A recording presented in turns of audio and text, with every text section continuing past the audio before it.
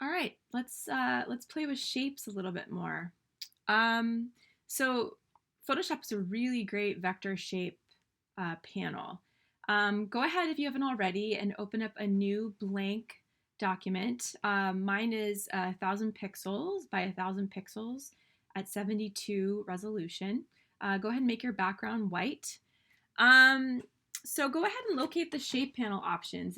It's right here. If you hit U on your keyboard, you're gonna see all the different tools. You've got a rectangle tool, a rounded rectangle tool, ellipse tool, which is a circle, polygon tool, a line tool, and a custom shape tool, which is really fun. For starters, let's go ahead and select a rectangle. Choose that rectangle and make sure that you have shape selected in the top of your panel. Again, you have a couple options here. You can do shape, path, or pixels. We're just going to play around with shape right now. Go ahead and select a nice fill color here. I'm going to pick orange. And go ahead and pick a stroke color. Maybe I'll do green and I'll make my stroke a little bit bigger, maybe 5 pixels, and go ahead and draw that rectangle.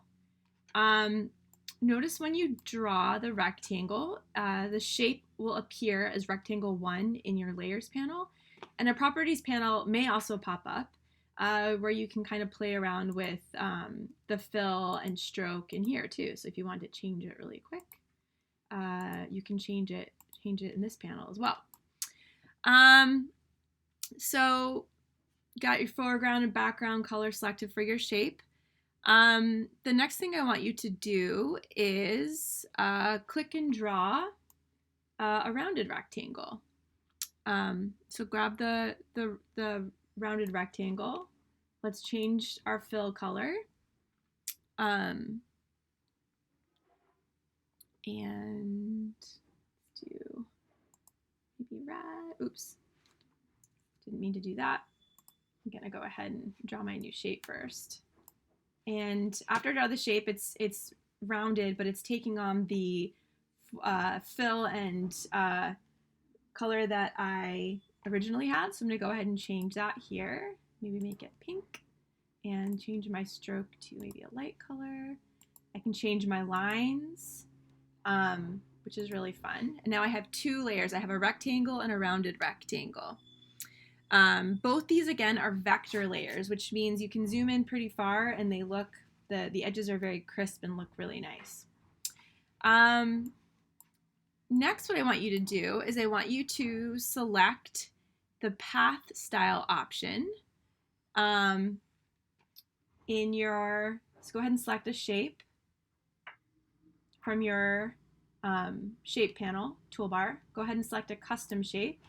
And this time, change your shape to a path.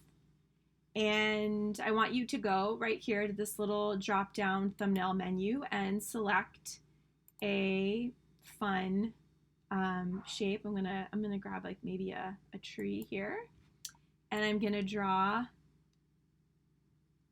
a path. So right now this is a path. You'll notice it does not pop up in my layers panel like the shape did. However, we can convert this path to a shape if we want by clicking this little shape button.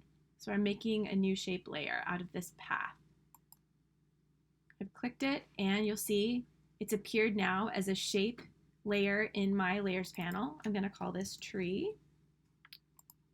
I'm going to click off of it so you can see it. So I have this tree. It's currently being filled with the previous foreground and background, but I'm going to go ahead and I'm going to fill this instead with, I'm going to choose shape. I'm going to fill this instead with a gradient. Maybe I'll choose this yellow gradient. And let's do one more custom shape again. So we've got our new shape. This time I'm gonna drag and see what I have. I'll pick a wild animal. Maybe I'll pick an elephant. And I've got shape selected. I'm gonna draw an elephant. It's filling in with my previous gradient. And this time, instead of a gradient, I want you to click on the fill option and choose pattern. And let's go ahead and fill that elephant with a fun pattern. instead. So that's kind of just a little hop around all the different options. I have an elephant in my layers panel. I have my tree. Just a few helpful hints. If you want to select your path layer, I recommend locating these two tools here. You have a path selection tool and a direct selection tool. The path selection tool, go ahead and select that. That's the black arrow. And make sure that in this tool panel you have select all layers selected. And the great thing about this is you can select more than one path. So I can click and drag across I can click and drag across all my shapes and layers, and it'll select all my layers, and I can move them around. I think it's having a bit of a hard time because it's kind of slow. So that's the really great thing about the direct selection tool is you can grab more than one shape and move it around. Sorry, my computer's having a bit of a hard time right now. What also you can do is another option is the direct selection tool, which is where you can go in and edit things. So I'm gonna show you on this elephant and zoom in a little bit. So the direct selection tool, what this does is if you select it, it's the white arrow. You can click in the center of a shape and it'll activate the whole shape. And then from here, what you do is you can select specific anchor points that you might want to change. So say I want to kind of drop these two anchor points down. I can click and activate that anchor point by red, and I can shift and move parts of this elephant around. So it helps you kind of start to kind of play and move and change your shape by clicking the specific anchor points you want. You can also use this tool to drag across multiple anchor points and activate them. So I just activated 3 anchor points, and I can move those all at once. If you click in the center again, it'll deactivate and let you choose specific anchor points that you might want to change, or you can click and drag to select multiples.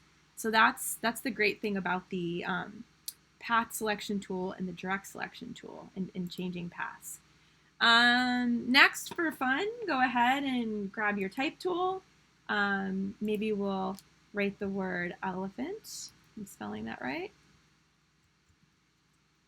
And so you added just a type layer. So now I've got my type layer. I've got some shape layers. And then lastly, one fun thing that you can do with these shape layers is you can add some layer effects. So maybe I want to add a nice little drop shadow to my elephant. Make it a little bit lighter. And maybe I want to activate my tree layer, and I want to emboss that by adding a layer style. So I've just beveled and embossed my tree. So you're able to add some layer style effects to these shape layers too. So just a quick tutorial on shapes and the control you might have over them using the path selection tool or the direct selection tool, which are these arrows. And of course, all the fun shapes and fills that you have available for you to kind of create these new different things to whatever it is you're designing.